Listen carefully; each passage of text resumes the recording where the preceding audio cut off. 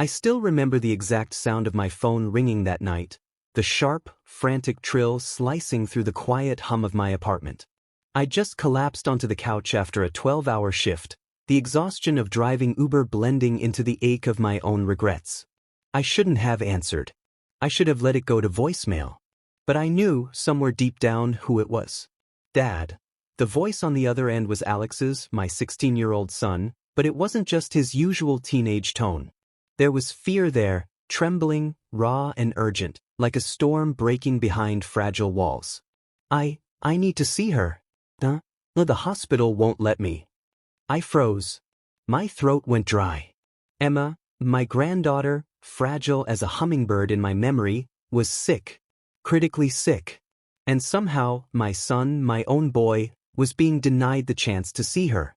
I could hear the panic in his voice, the desperate weight of responsibility he shouldn't even have had to carry. I had done what exactly? Missed his birthdays? Missed his recitals? Missed every small piece of his life that mattered while I chased rent, bills, and the illusion of stability? I don't know what to do, Alex, I admitted, my own voice trembling, betraying the calm I wished I could project. I could hear the frustration in his pause, the way he wanted someone, anyone, to fix it for him. And I realized, it was always supposed to be me. The conversation ended abruptly, leaving a ringing silence in my apartment. I sank deeper into the couch, staring at the ceiling like it could somehow offer answers. The walls were closing in. I felt the weight of my failures press down on me, the missed moments with Alex, the mistakes that had driven a wedge between us, and now this unimaginable crisis with Emma. I had been too busy surviving to live, and now survival felt meaningless in the face of someone I loved being in danger. I remembered when Alex was 8, the first time I had promised him I'd always be there. I had shown up late to his birthday party because a ride fell through. He had cried in the corner, a small boy betrayed, and I had smiled awkwardly, offering excuses instead of presents. And now, 8 years later, here he was again, calling me not to celebrate or to talk about trivial things, but because he needed me for the most important, terrifying reason imaginable.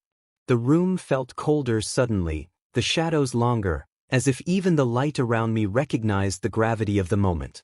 I grabbed my coat and keys almost without thinking, heart hammering, mind racing through possibilities. The hospital, the legal barriers, the paperwork. I had no idea how these things worked, but instinct screamed that inaction would cost more than failure. I had to move. And I had to move fast. As I drove through the night streets, the city lights blurred past in streaks. Each stoplight was a question I couldn't answer, each honking horn a reminder of how unprepared I was for this role I had abandoned for so long. I thought about the last conversation I'd had with Alex, not just the one tonight, but all of them. The arguments about money, the resentments about shared custody, the silent evenings where I had chosen work over him again and again. All those moments piled up, pressing down like stones on my chest. When I arrived at the hospital, the fluorescent lights in the lobby felt sterile, cold, almost punishing. I approached the front desk, trying to steady my voice. "I'm Alex's father. I need to see my granddaughter." The clerk's eyes were polite but unyielding. Without authorization or a legal document, visitation isn't allowed. I swallowed hard. A legal document? I didn't even know what that meant. My stomach twisted. How had it come to this? How could life become this complicated in the span of one generation? And here I was, standing like an interloper in the most important moment of Alex's life, barred from the chance to do the one thing that could begin to repair us, being there. I sank into a chair in the waiting area, phone in hand, scrolling through past messages from my ex-wife, past emails, past reminders. Every memory felt like a failure I could not undo. I thought about Emma, lying in a hospital bed I hadn't yet seen, and how her small hands, soft, innocent, fragile, were tethered to a world I had been too distracted to protect. And in that moment, the guilt I had carried for years became a roaring tide, threatening to drown me entirely. Alex's voice returned on a text, short and sharp. "Dad, you have to do something. She needs you." I gritted my teeth. I hated that he was right. I hated that I had let things get this far. And yet, I also felt a flicker of something I hadn't allowed myself to feel in years. A purpose. A direction. A chance. Not just to help Emma, but to start rebuilding what I had broken with Alex. I thought back to my father, who had always said, "Life doesn't give you permission to fix things, son. You take it." Those words had felt harsh and distant when I was younger, but tonight they made sense. Tonight, I couldn't wait for permission. I had to act. I had to fight, even if it meant stumbling through bureaucracy, facing my ex-wife's anger, or confronting my own limitations. I took a deep breath and dialed my ex-wife, my hand shaking as I held the phone to my ear. "I'm coming," I said before she could speak. "I'll figure it out. I promise." Her sigh on the other end was heavy, tinged with skepticism, but also relief. "Alex has been waiting," she said. "You better not waste any more time." I hung up, my chest tight, my mind racing. The night outside seemed heavier somehow, the city quieter, as if holding its breath alongside me. I didn't know what legal hoops I'd have to jump through, what obstacles awaited, or even if I would be able to see Emma tonight. But I knew one thing: I could no longer afford to wait. I could no longer afford to let fear or regret dictate the moments that mattered most. As I walked toward the hospital entrance, I felt a strange mixture of dread and resolve. The weight of the past, of all my mistakes, was heavy on my shoulders. But for the first time in a long time, I felt something I had thought was lost: purpose. And with purpose came clarity. I was going to do whatever it took. No excuses. No delays. Because this wasn't just about a document, or a hospital, or legal permissions. This was about being a father. About showing Alex that I was finally here. About proving to myself that I could rise to the moment, no matter how impossible it seemed. And I knew, deep down, that tonight would be the first step. The first step in a journey that could either redeem me, or break me completely. The hospital corridors felt endless, fluorescent lights humming overhead like a constant reminder that time was slipping away. I had spent hours trying to navigate the bureaucracy, only to hit wall after wall. Forms. Permissions. Authorizations. Each request sent me spiraling further into frustration, reminding me just how little I knew about the system I was now forced to confront. And in the midst of it all, my chest ached, not from exhaustion, but from the weight of guilt that had been accumulating for years. I found a quiet corner in the waiting area and slumped into a chair, my hands rubbing my face as memories surged unbidden. I remembered the countless nights I'd told Alex I was too busy, that work came first. Those nights when I chose driving another shift over attending a game, over helping him with homework, over just being present. Each moment, each excuse, had driven a wedge between us. And now, in this emergency, that wedge felt insurmountable. I tried calling my ex-wife, hoping for some leniency, some guidance, but the line went straight to voicemail. She didn't answer, and I knew why. Every interaction between us was tinged with tension, blame, the ghosts of past arguments. She didn't trust me, and after everything, why would she? I took a deep breath and realized that if I was going to see Emma, I had no one to rely on but myself. Scrolling through the pile of legal notices and hospital instructions in my hands, I noticed a term repeated over and over: court order. A document. Without it, visitation wasn't allowed. And I had no idea where to start. Panic clawed at my chest, a visceral reminder that Alex and Emma were depending on me, and I felt horribly unprepared. As I walked back into the lobby, the busy hum of hospital activity surrounded me, nurses moving quickly down hallways, patients and families passing by with expressions I could not read, doctors whispering in corners. I realized that all of this, the structure, the rules, the cold efficiency, was a system designed to protect, but it wasn't going to help me if I didn't understand it. And right now, I was failing the people I loved the most. I thought about Alex, sitting alone at home, hoping, waiting, and probably wondering if I even cared enough to try. His texts replayed in my mind: "Dad, you have to do something. She needs you." The desperation behind those words made my stomach twist.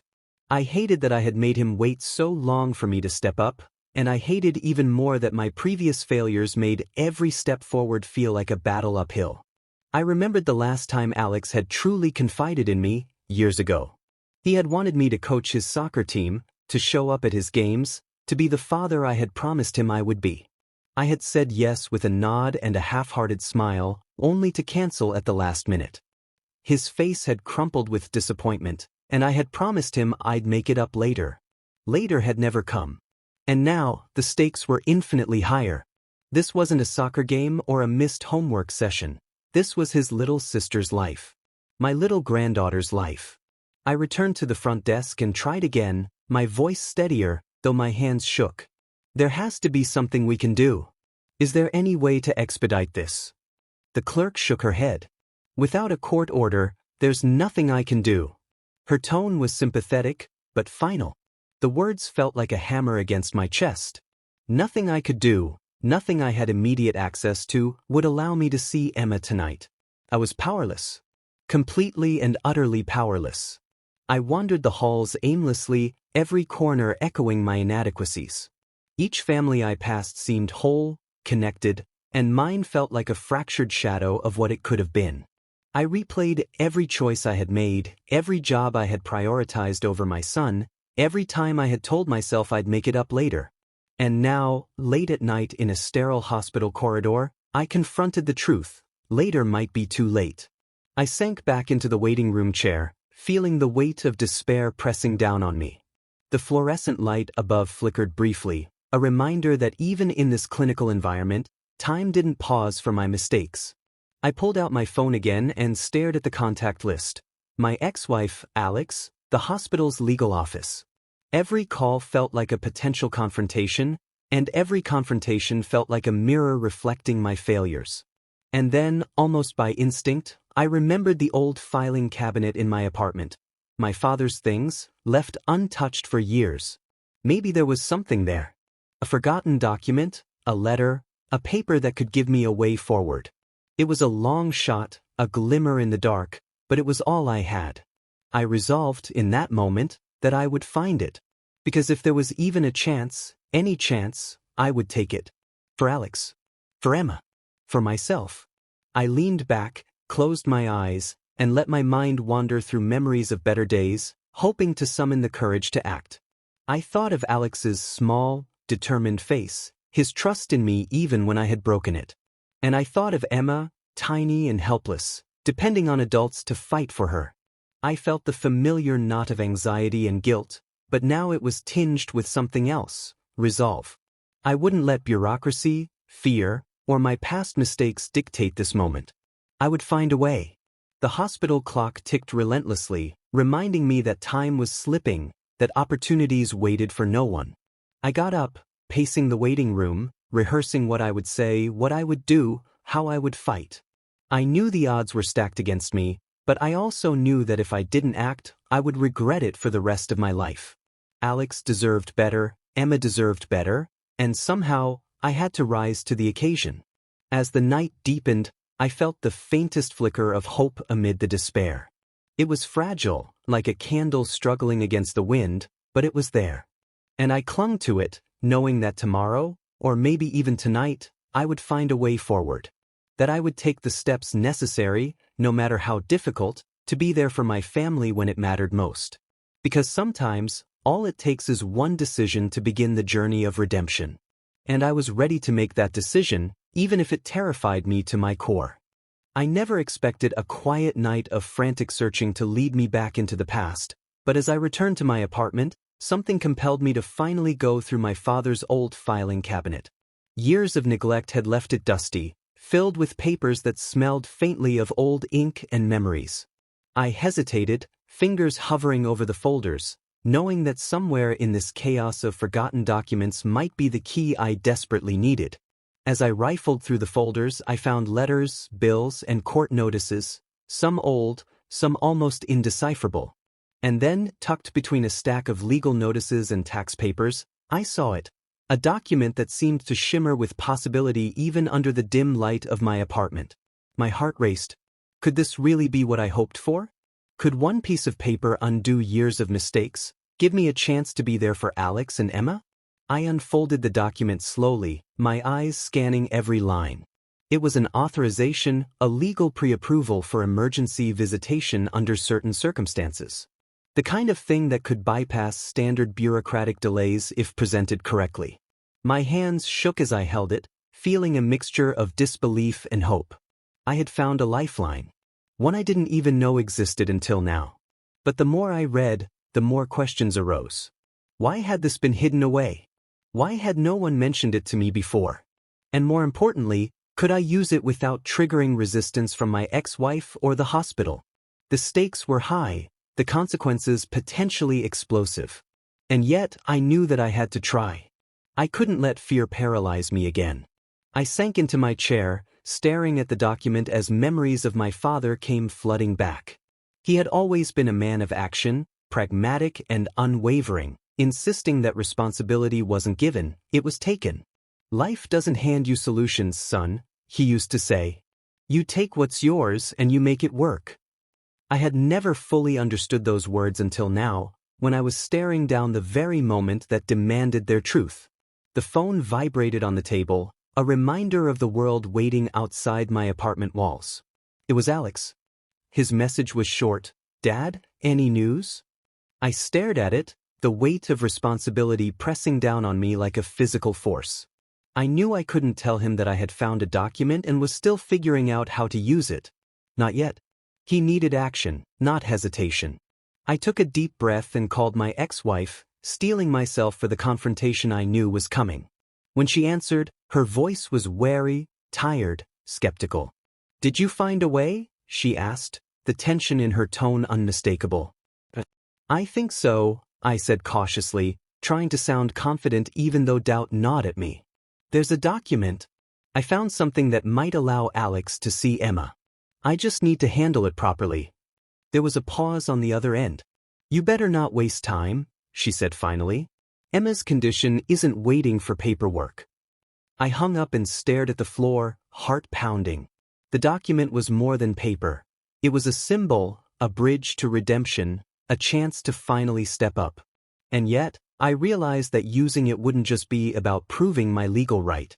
It would be a test of my ability to rise to the occasion, to navigate the tangled web of family conflict, bureaucracy, and my own past failures. I sat back, running my hands through my hair, thinking of Alex and the look on his face when he called me earlier. He needed me to be strong, decisive, a father who could be trusted. For years, I had let him down, distracted by work, excuses, and my own fear of confrontation. But this was different. This was the moment where failure wasn't an option, where hesitation could cost more than just pride. My mind raced through every possible scenario, the hospital questioning the document, my ex-wife resisting, Alex growing frustrated if I couldn't act quickly. Every possibility made my stomach churn, but I felt a strange calm beneath the anxiety. I had found the key. I had the means. Now it was about execution. Timing. Strategy. Courage. I couldn't help but reflect on how much had changed over the years, the distance between me and Alex, the mistakes that had stacked up like bricks, the nights I had spent trying to keep my head above water instead of being present for my family. And yet, here I was, holding a piece of paper that could transform not just tonight, but the very foundation of our relationships. It was as if the past had prepared me for this exact moment, even though I had never realized it. I packed the document carefully, tucked it into my jacket, and rehearsed in my mind how I would present it, what I would say, how I would navigate the inevitable resistance. I knew this was only the beginning, that challenges would come, that my resolve would be tested. But for the first time in years, I felt a spark of hope that wasn't tainted by regret. A flicker of confidence that maybe, just maybe, I could start to make things right. As I left the apartment and headed back into the night, the city streets felt different. The lights seemed sharper, the air more electric, as though acknowledging the shift in my determination. I had the document. I had a plan. And I had a responsibility that I could no longer ignore. The night stretched before me, filled with uncertainty, but also opportunity. I knew there were obstacles waiting, hospital policies, ex-wife's anger, Alex's lingering mistrust, but I also knew this. I couldn't afford inaction any longer. Every second counted. Emma needed me. Alex needed me. And I needed to prove to myself that I could finally be the father I had promised to be years ago. The first step was clear. The document was my way forward, a bridge across the chasm of mistakes and missed opportunities. But even as I felt hope stirring, I couldn't shake the gnawing fear. What if it wasn't enough? What if the hospital rejected it? What if my ex-wife refused to cooperate? What if I failed again? I pushed the questions aside. Tonight wasn't about fear. It was about action. It was about stepping into a role I had neglected for too long and doing everything in my power to protect and reconnect with my family. The document was the key, but it was me who had to turn it. Me who had to fight. Me who had to rise. And as I walked toward the hospital, anticipation mingled with dread, a storm of emotions swirling inside me, I realized that this was more than just a fight for visitation. It was a test of my courage, my priorities, and my ability to finally confront the consequences of my past. The night was still young, and so was the opportunity for redemption. And I knew that I had to seize it before it slipped through my fingers. I had rehearsed the next steps in my mind 1,000 times on the drive over, but nothing could prepare me for the reality of standing face to face with my ex-wife in the hospital lobby. The fluorescent lights reflected off the polished floor, and the low murmur of the late-night staff made the room feel both empty and suffocating. My hands were clammy, heart-hammering, but I knew there was no turning back now. She looked up as I approached, eyes narrowed, lips pressed into that familiar line of skepticism. It was a look I knew well, the silent reminder of every past argument, every missed moment, every perceived failure. I clutched the folder with the document inside, my lifeline, and felt its weight as more than just paper. It was hope, responsibility, and accountability all rolled into one. "Did you find a way?" she asked, voice taut, like she was holding back a flood of words that could drown both of us. "I think so," I replied carefully, forcing confidence into my tone even as doubt gnawed at me. "There's a document. It could allow Alex to see Emma tonight. I just need to present it properly." Her expression shifted slightly, curiosity mixed with caution. "You better not waste time," she said, almost as if testing whether my words were backed by action or just more excuses. I swallowed and nodded. "I won't. I promise." The clerk at the front desk looked on as we approached, her eyes flicking between us, sensing the tension. "This is the emergency authorization?" she asked, her voice professional but sharp. I nodded and handed over the folder. Time seemed to stretch, the seconds elongating into an unbearable silence. As she reviewed the papers, my mind raced. What if it wasn't enough? What if they questioned the authenticity? What if Alex saw me fail yet again? I could feel the walls of my past mistakes closing in, the weight of guilt pressing harder than ever. Finally, she looked up. "This appears to be in order. You can see her now." Relief and disbelief collided in me, a strange mixture of triumph and residual anxiety. I felt my shoulders loosen, but the fight wasn't over. This was just the first hurdle. Alex appeared beside me, eyes wide, chest tight, emotions hanging like a fragile thread between us. "Really?" he whispered, voice trembling. "Yes," I said, voice firm yet gentle. "We're going to see her. Together." Walking down the corridor toward Emma's room, every step felt heavy with anticipation. Memories of past absences weighed on me, but I forced myself to focus on the present, on the possibility of redemption. I caught glimpses of Alex glancing at me, his trust hesitant, fragile, but alive. And for the first time in years, I felt a connection rebuilding, not through words, but through shared purpose. When the door finally opened and I saw her, Emma, lying in her hospital bed, small and vulnerable, hooked up to monitors and tubes, I felt a lump in my throat. She looked up, eyes curious and wary. For a moment, the years of missed opportunities, the distance, the mistakes, they all hung suspended in the air between us. I approached slowly, kneeling beside her bed. "Hey, princess," I said softly, trying to steady my voice. "I'm here." Her fragile hand reached out, and I took it gently. The warmth of her touch grounded me, and for the first time, I felt that all the struggles, all the guilt, might actually be worth it. I looked at Alex, who stood beside me, and saw the glimmer of hope, the faint smile that mirrored mine. He had been waiting for this too, and I realized how much we both needed it, not just for Emma, but for us as a family. The confrontation had been more than just about the hospital or paperwork. It had been about proving that I could face conflict, stand up, and take responsibility. And in that moment, I felt the beginnings of something I hadn't felt in years: trust, fragile and tentative, but real. As we stayed by Emma's side, I reflected on the road that had brought us here, the nights of absence, the arguments, the regrets. And I knew that while tonight was a victory, the real work was just beginning.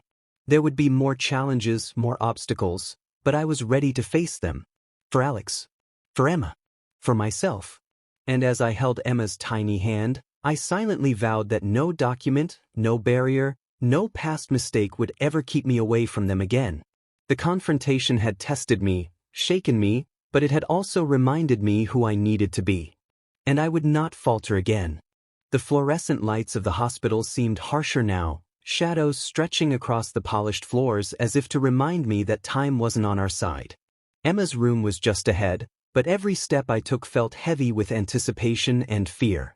I glanced at Alex beside me, his face tight with worry, and I knew he was feeling the weight of every second as acutely as I was. We had a plan, shaky though it was, and a document that could give us a chance, but nothing about this felt certain. The hospital bureaucracy moved slowly, and Emma's condition demanded urgency. I could feel my pulse in my ears as I rehearsed in my mind what I would say, how I would present the document, how I would fight for this moment without faltering. "Dad, do you really think this will work?" Alex asked quietly, his voice almost lost beneath the hum of monitors and the distant conversations of hospital staff. "I have to believe it will," I replied, forcing confidence into my tone, even as a cold pit of doubt churned in my stomach. "We don't have time to think otherwise." The nurse at the desk looked up as we approached, her expression cautious. "You have the emergency authorization?" she asked. I handed over the document, feeling the paper's edges dig into my palm. This is the one." She scanned it carefully, her eyes flicking between the text and me. "All right, this should allow immediate visitation, but I'll need to accompany you." Relief surged through me, but it was tempered by the knowledge that every moment still mattered. Alex's hand found mine, a small gesture, but one that carried more meaning than words could convey. I squeezed it, silently acknowledging the trust he was placing in me, the hope that hung in the balance. Walking down the corridor, each step felt charged with urgency. The hospital was quiet, the usual nighttime calm punctuated by the occasional beep of monitors and the soft footsteps of staff. But within me, a storm raged. Memories of missed birthdays, arguments, and absences collided with the raw determination to make this right. I thought about the past months, the times I had let Alex down, the nights I had chosen work over family, the arguments with my ex-wife that had pushed us further apart. And yet, now, as we moved closer to Emma's room, I realized that these failures didn't define me, they were the reason I had to succeed now. The stakes were higher than ever, and failure was no longer an option. The door to Emma's room came into view, and my heart pounded with anticipation. I could hear the faint beeping of monitors, the rhythm of life and fragility intertwined. I pushed it open and saw her lying there, so small, so vulnerable, hooked up to machines that hummed softly in the background. Her eyes lifted slightly as we entered, a mixture of curiosity and wariness. "Emma," I whispered, kneeling beside her bed, "I'm here." Her tiny hand reached for me, and I took it gently, feeling the warmth and fragility of her presence. Alex stepped closer, his face softening as he saw that I had kept my promise, that I had fought for this moment. For the first time in a long while, our fractured family felt like it could begin to come together, thread by fragile thread. I spent those moments quietly, letting Emma know I was present, letting Alex see that I was finally stepping up.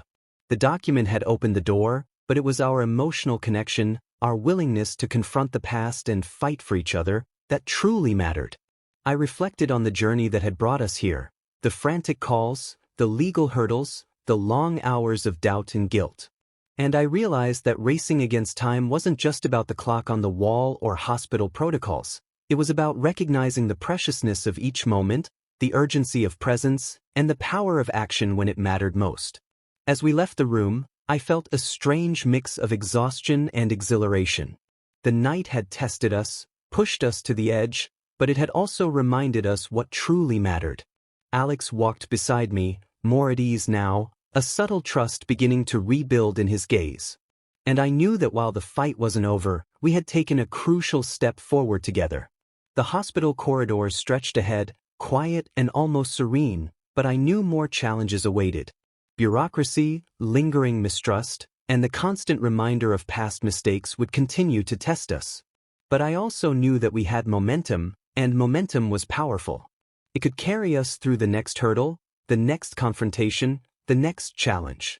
I squeezed Alex's hand again, silently promising that I would not let him down this time. We were racing against time, yes, but more importantly, we were racing toward redemption, toward connection, toward the fragile but undeniable hope that family could be rebuilt if we chose to fight for it. As we stepped out of the hospital and into the quiet streets, the night air felt electric, filled with possibility. I could see the determination in Alex's posture, and I felt it mirrored in my own heart. Tonight was only the beginning, a single chapter in a larger story of mistakes confronted, actions taken, and relationships repaired. And as I looked ahead, I knew that no matter how fast the clock ticked, no matter the obstacles that loomed, we had found our way to each other.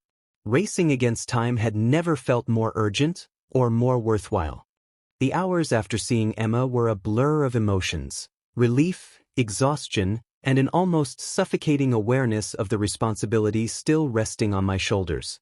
I had crossed the first hurdle, but the consequences of my choices were only beginning to reveal themselves. Each decision I had made tonight, the frantic calls, the document I unearthed, the confrontations with my ex-wife, had set a chain of events in motion that I could no longer control. Alex sat beside me, quiet for once, his gaze fixed on his sister, but I could feel the tension radiating off him. He had seen me act, step up, fight for them, and yet I knew the past still haunted him. Trust isn't rebuilt in a single night, it's a slow, fragile process, measured in consistency and presence. And I knew that the choices I made in the next hours and days would either solidify or shatter the fragile bridge I was trying to rebuild. I found myself pacing the small hospital room, running over every decision. Should I push for a longer visitation? Should I confront my ex-wife about the delays and restrictions? Every option carried potential risks, legal, emotional, and relational. But doing nothing was not an option. Doing nothing had never been an option. The stakes were too high, the consequences too severe.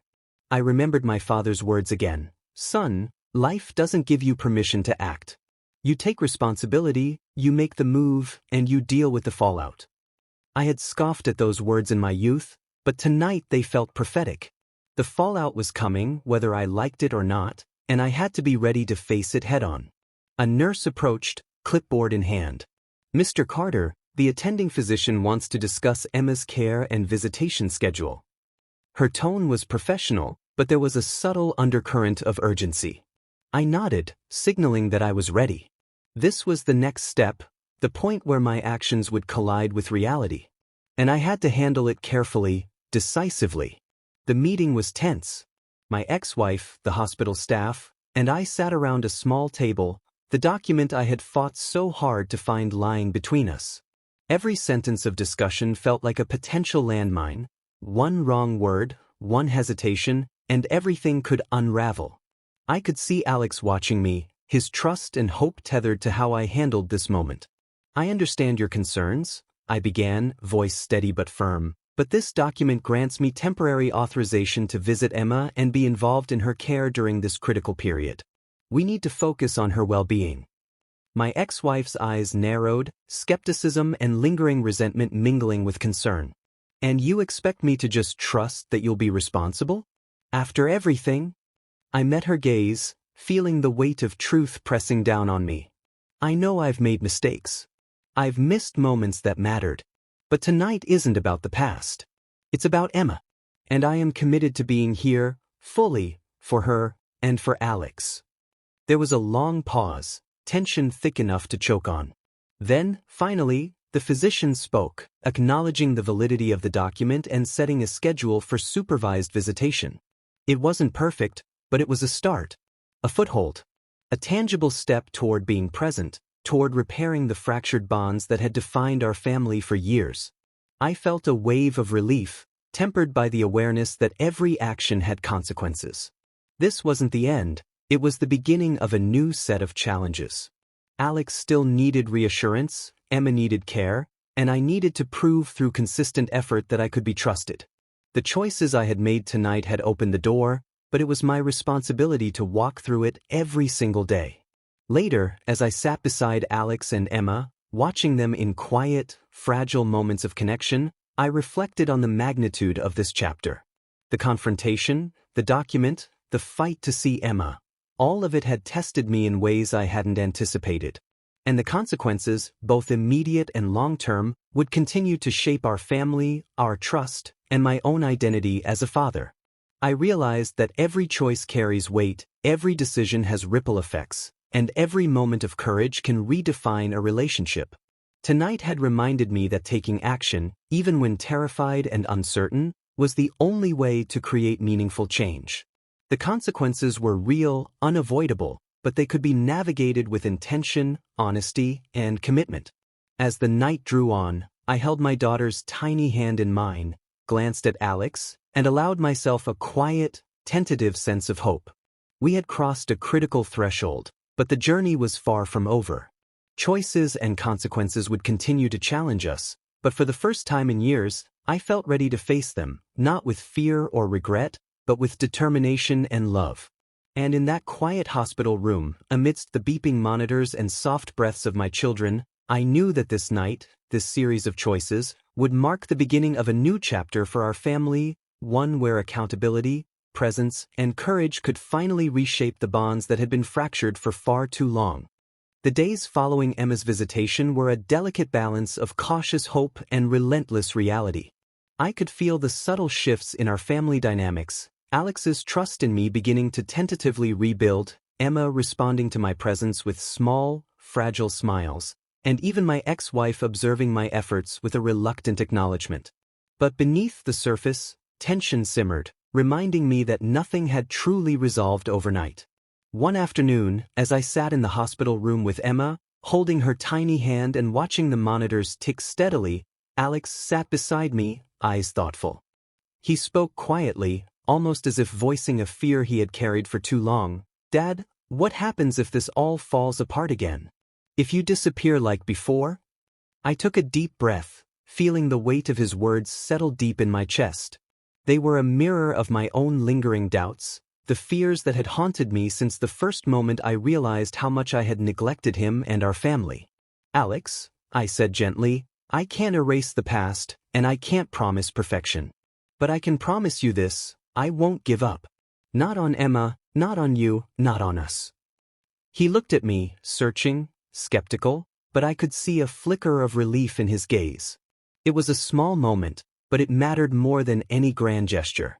The turning point wasn't about the document or the hospital rules, or even the visitation itself. It was about showing consistency, proving that my commitment wasn't fleeting, and embracing the responsibility I had long avoided. Later, outside the hospital room, I faced another confrontation, this one internal. The thought of future obstacles loomed large: legal red tape, ex-wife's lingering mistrust, my own fears of failure. I felt a familiar anxiety clawing at me, the same gnawing sensation that had accompanied every major decision in the past. But this time, I met it head-on. I reminded myself that courage wasn't the absence of fear, it was acting despite it. Returning to my apartment later that evening, I reviewed the document again, reflecting on its significance. It wasn't just a piece of paper, it was a symbol of action, of responsibility, and of taking the initiative when circumstances demanded it. And I realized that the turning point wasn't a single moment. It was the culmination of choice after choice, decision after decision, each one carrying the weight of accountability and the promise of change. I thought about Alex and Emma, about the fragility of their trust and my own ability to uphold it. I understood that the next steps were critical: staying present, supporting them consistently, and demonstrating through action that I was finally the father I had promised to be. Words alone would not suffice. Only consistent effort would rebuild what had been broken. As I sat there, reflecting, I felt a subtle shift within myself. A newfound clarity about priorities, a deeper understanding of my own role, and a commitment to face the future actively rather than reactively. I realized that true growth required embracing responsibility fully, even when it was uncomfortable or uncertain. The turning point had arrived, and it was defined not by dramatic gestures, but by the quiet, steadfast decision to step into the role I had long neglected. The next morning, I returned to the hospital with renewed determination. Alex met me at the door, a tentative smile on his face, and Emma stirred gently in her bed. Seeing them together, feeling the fragile but real bond forming, I knew that our journey was far from over, but the trajectory had shifted. Momentum had begun, and with it, the potential for lasting change. I resolved that from this moment forward, every decision would be measured against one simple question. Does this bring us closer together, or does it create distance? It was a simple guideline, but profound in its implications. Every action, every word, every choice mattered in shaping the family we were slowly rebuilding. And as I sat with them, holding their hands and breathing in the quiet intimacy of the moment, I felt something I hadn't allowed myself to feel in years: hope. Not blind hope, not naive hope, but a grounded, tangible belief that the turning point had arrived, and that from here on, the path forward was defined by intention, responsibility, and love. Tonight, I realized, would not be remembered for the document, the confrontations, or the bureaucracy. It would be remembered as the night I chose to embrace responsibility fully, to act decisively, and to begin rebuilding the bonds that mattered most. The turning point wasn't a single dramatic event. It was every choice, every action, and every moment of presence that would define the family we were becoming, together. The night was quiet as I sat beside Emma's hospital bed, watching her breathe softly, each tiny movement a reminder of the fragility and beauty of life. Alex leaned against my shoulder, exhausted but present, and for the first time in years, our family felt like it was whole, even if only in this moment. The journey to get here had been long, messy, and fraught with doubt, but tonight I finally felt the weight of redemption settling on my shoulders, not as a burden, but as a quiet, hard-earned relief. I reflected on the path that had led us here: the frantic calls, the confrontation with my ex-wife, the discovery of the document that had opened the door. Each step had been a test, each choice carrying consequences that could have undone us. But I had acted, faced fear, and embraced responsibility. And in doing so, I had begun to repair the fractures of the past. Alex stirred beside me, his voice small and tentative. "Dad, thanks for being here." I turned to him, meeting his gaze, and for a moment, words weren't necessary. The trust that had been rebuilt over hours, through actions rather than promises, was palpable.